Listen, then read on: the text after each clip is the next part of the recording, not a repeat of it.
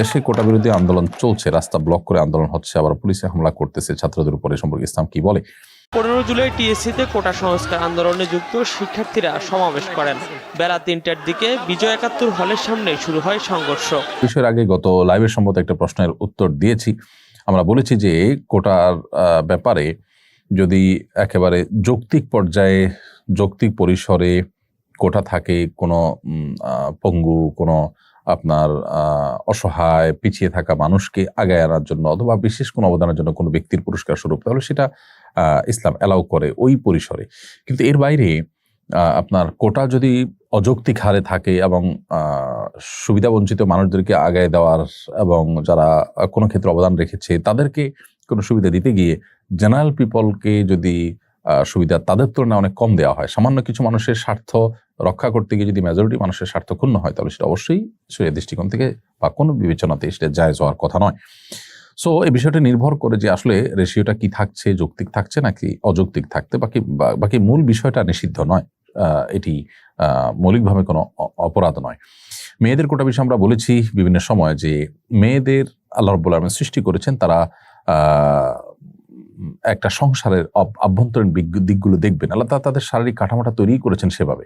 আপনি দেখুন নারীর শারীরিক কাঠামোটাই এরকম যে তিনি বাসা বাড়িতে তার অবস্থান করা, তার বাসা বাড়িতে কাজ করা তার জন্য অধিকতর উপযোগী, গর্ভধারণ করার ক্ষমতা, তার পক্ষে সন্তানের খাবার, এসব বিষয়গুলো প্রমাণ করে যে আসলে তিনি পুরুষের মতো বাহিরে কাজ করে বেড়াবেন না সাধারণ অবস্থাতে, কিন্তু মেয়েদের অঙ্গনে মেয়েদের সার্ভিস দেওয়ার মতো কাজগুলো, যে বিষয়গুলো আছে সেই বিষয়গুলোতে তিনি অবশ্যই কাজ করবেন, এবং এই জায়গাটাতে তিনি যখন কাজ করবেন তখন তার পর্দা প্রসিদ্ধ বিষয়গুলো যথাসম্ভব লক্ষ্য করা হবে। অতএব মেয়েরা বাইরে কাজ করা তাদের জন্য ইসলাম জায়েজ রেখেছে, কিন্তু তাদেরকে কোটা দিয়ে, বিভিন্ন কোটার মাধ্যমে তাদেরকে বাহিরে বের করে আনা এবং পুরুষদের তুলনায় তাদেরকে অগ্রাধিকার দেওয়া, এগুলোর কারণে সমাজে অস্থিরতা তৈরি হয়। পশ্চিমারা আমাদেরকে, যারা যখন ক্ষমতায় আসেন আমাদের সরকাররা, তারা এ সমস্ত আপনার কাজের বিনিময়ে লোন টোন দিয়ে, একরকম লোন টোন ইত্যাদির মধ্যে শর্ত দিয়ে তারা নারীর ক্ষমতায়নের নাম দিয়ে মেয়েদের অযৌক্তিক হারে কোটা দিয়ে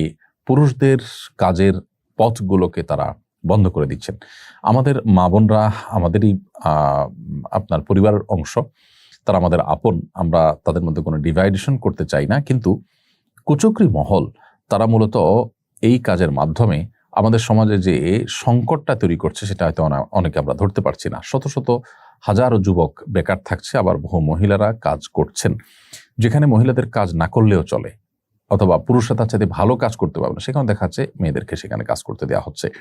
তো এই বিষয়গুলোর কারণে পুরুষদের মধ্যে বেকারত্ব তৈরি হচ্ছে, যার ফলে সন্ত্রাস, চাঁদাবাজি, মাদক এগুলোর পরিমাণ বেড়ে যাচ্ছে। যার কারণে এগুলোকে নিয়ন্ত্রণ করতে হলে এই অযৌক্তিক হারে যে কোটার আপনার বন্টন রয়েছে বা কোটা রয়েছে, সেটিকে অবশ্যই সংশোধন বা সংস্কার করা প্রয়োজন আছে। বিশেষ করে আমি স্পেসিফিকলি এই জায়গাটায় বললাম, নার্সিং পেশা সারা পৃথিবীতে মেয়েদের অগ্রাধিকার দেওয়া হয়। এর পক্ষে যত যুক্তি দেওয়া হোক না কেন, পুরুষদের কি নার্সিং পেশা করতে ইচ্ছা করে না? তাদেরকে অগ্রাধিকার না দেওয়ার কি কারণ থাকতে পারে? এবং মেয়েদেরকে, তাদেরকে যে আমরা বাহিরে চাকরি দেওয়ার নাম করে, স্বাধীনতা বা অধিকার দেওয়ার নাম করে তাদেরকে আমরা বাহিরে বের করছি, তাদের আভ্যন্তরীণ যে কাজটা, ঘরের ভেতরে যে কাজটা, তাদের শারীরিক কাঠামোতে আল্লাহ তাআলা যে সমস্ত দায়িত্বের বিষয় দিয়ে রেখেছেন, সেগুলো কি কোনোটা পুরুষরা করতে পারছেন? তাহলে সেক্ষেত্রে তাদেরকে অধিকার দেওয়া হচ্ছে নাকি তাদের দিয়ে ডাবল ডিউটি করানো হচ্ছে? বিষয়টা অনেক আলোচনা সাপেক্ষ, যাই হোক সেটা ভিন্ন বিষয়। আমরা কোটার সম্পর্কে এতটুকু বললাম যে এটি মৌলিকভাবে ইসলামের দৃষ্টিকোণ নাজায়েজ না হলেও এটির যৌক্তিক পরিসর থাকা গুরুত্বপূর্ণ। অযৌক্তিক পরিসর থাকলে সেটি অবশ্যই গুনাহের বিষয় হবে বা অন্যায় হবে। কথায় কথায় যারা দেশপ্রেমের কথা বলে তাদের নানা কুকীর্তি ফাঁস হচ্ছে।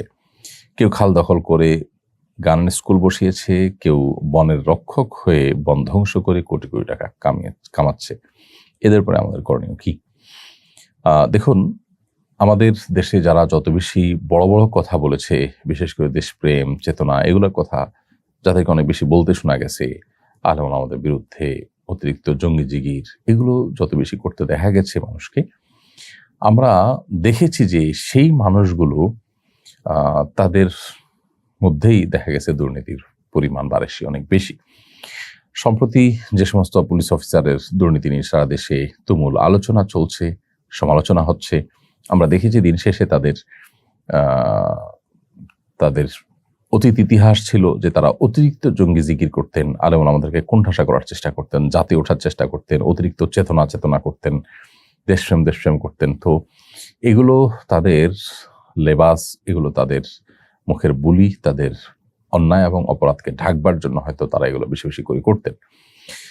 বিধায় এ ধরনের কথা কেউ বললে তাদের উপরে আমাদের একটু বিশেষভাবে নজর দিতে হবে, তাদের উপরে আমাদেরকে সতর্ক থাকতে হবে যে এই লোকগুলো এ সমস্ত কথার আড়ালে কোনো অপকীর্তি করছে কিনা, এবং এদের এই মানসিকতা তৈরির একটা বড় কারণ হলো যে আমরা সাধারণত এই জাতীয় বিষয়, দেশপ্রেম, চেতনা, এ সমস্ত কথা বললে আমরা তাদের ব্যাপারে খুব বেশি দুর্বল হয়ে পড়ি এবং মনে করি তারা আদর্শবান মানুষ, তারা দেশপ্রেমিক মানুষ, ইত্যাদি ইত্যাদি। তো এরকম সহজ সমীকরণ এবং সরলীকরণের কারণেই কিন্তু তারা এই সুযোগগুলো পাচ্ছে এবং আমাদেরকে বোকা বানানোর চেষ্টা করতে পারছে। বিধায় আমাদেরকে সতর্ক থাকতে হবে তাদের সমস্ত কুকীর্তির ব্যাপারে, এবং সেই সাথেই আমরা যে সমস্ত মানুষ এ ধরনের কাজ করছে তাদের ব্যাপারে সামাজিক আন্দোলন গড়ে তোলা দরকার।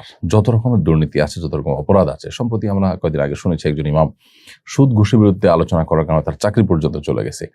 সমাজের প্রত্যেকটা স্তরের মানুষ যদি এ সমস্ত অন্যায়ের বিরুদ্ধে মুখ না খোলেন, প্রতিবাদ না করেন, সবাই যদি সমস্বরে কথা না বলেন, তাহলে সেক্ষেত্রে এদের এগুলো কোনোভাবেই থামবে না। আমরা অনেক সময় অনেক অন্যায় দেখে ওরা দেখার ভান করে চলে যাই, আমরা আমাদের গায়ে মাখাই না সেটিকে। প্রত্যেকটা মানুষ যদি এই জাতীয় অনাচার অন্যায়ের বিরুদ্ধে কথা বলা শুরু করে দেন, তাহলে সেক্ষেত্রে দেশে এ সমস্ত অন্যায় এবং অনাচারের দৌরত্ব কিছুটা হলেও কমবে ইনশাআল্লাহ তাআলা।